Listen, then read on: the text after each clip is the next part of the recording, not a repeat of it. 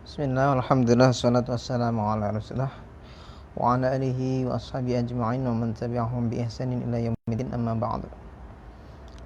Mohon maaf hari ini dan kemarin baru bisa melanjutkan kembali karena sedang safar.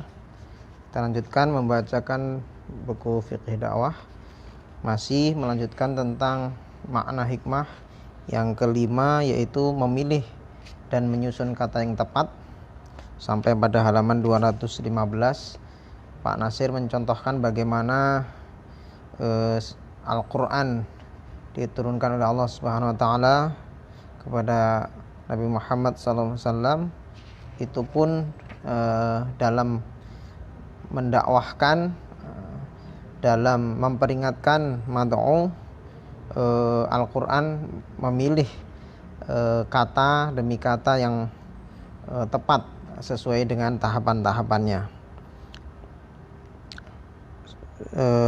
Kemarin tentang contoh bagaimana Al-Quran secara tadarruj, bertahap memilih kata-kata tentang larangan minum khamr ya. Sampai di halaman 215 saya lanjutkan. Ditegaskan apa madharat yang timbul sebagai akibat minum arak dan perjudian, permusuhan dan kebencian antara satu sama yang lain.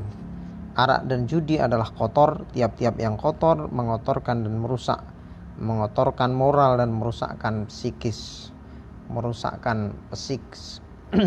Maka jauhilah barang yang kotor dan merusak itu, rayuan syaitan itu, agar kemajuanmu menuju kejayaan jangan terhalang oleh kerusakan fisik dan kejatuhan moralmu. Larangannya tegas, keterangannya mudah difahamkan oleh orang awam, logis, dapat memuaskan logika orang-orang yang berakal. Dan sebagai penutup klimaks, puncak terdengar pertanyaan yang dihadapkan langsung kepada yang bersangkutan. Fahal antum muntahun? Sekarang tidakkah kamu hendak berhenti juga? Setelah diperingatkan untuk berhenti dari minum khamr, pertanyaan yang penuh kerahiman dan menggugah hati. Bagaimanakah seorang seperti Umar bin Khattab takkan terbangun tersentak sewaktu mendengarnya di saat itu dan berseru dengan terharu, Allahumma intahaina, intahaina, wahai Tuhan kami pasti berhenti, pasti kami berhenti.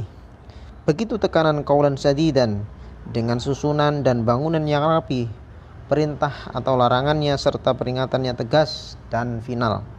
Tak boleh tawar, gayanya tajam tapi tidak kasar.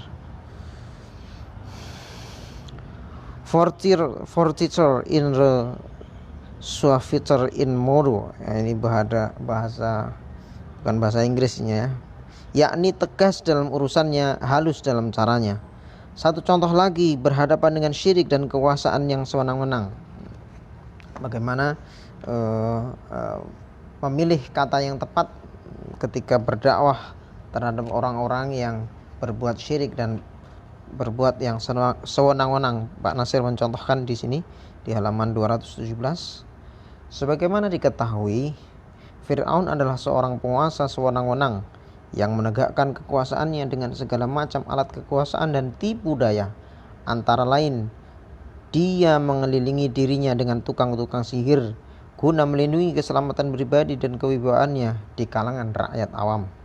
Diproklamirkannya bahwa dia bukan semata-mata seorang raja atau kaisar biasa, tetapi dia adalah Tuhan mereka yang tinggi. Sebagaimana di surat An-Nazi'at ayat 24, Ana rabbukumul a'la, yakni supaya perintahnya tak ada yang menyanggah, katanya tak ada yang menyolang. Kezalimannya melewati batas, dan yang paling menderita di kalangan rakyatnya adalah Banu Israel, yaitu golongan yang datang dari luar Mesir dan menetap di wilayah itu semenjak Nabi Yusuf alaihissalam.